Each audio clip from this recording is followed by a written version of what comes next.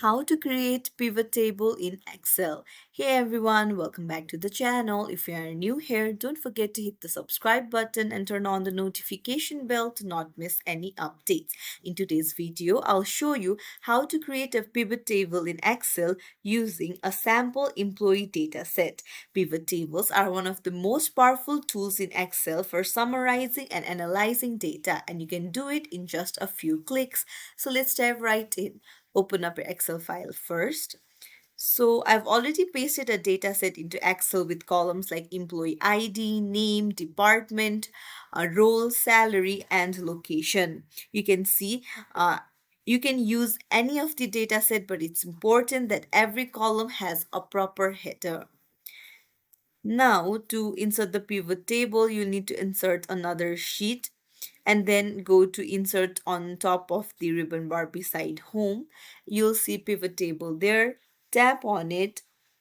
Now, Excel asks you to select a table or range. So, go to your previous sheet and then select the table and then hit OK.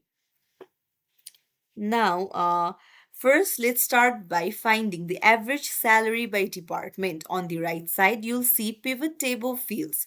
So you can drag the department to the rows area and then drag salary to the values area.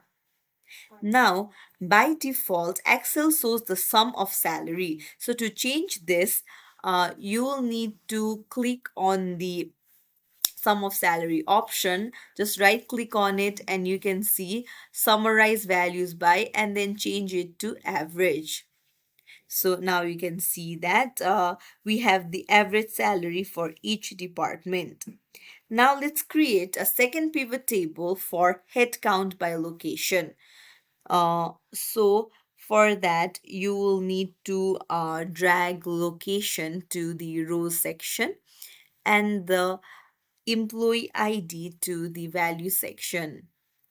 Now you can see that there are four employees from Kathmandu, and then you can see that in HR there are employees from Bhaktapur and Lalitpur, and the count of the employees according to their employee ID. Similarly, you can even check the salary distribution by role. You just need to drag role into rows and salary into values, and then you can keep it as a sum or even change it to average according to your wish.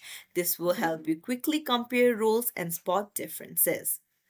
And it's as simple as that to create pivot tables in Excel.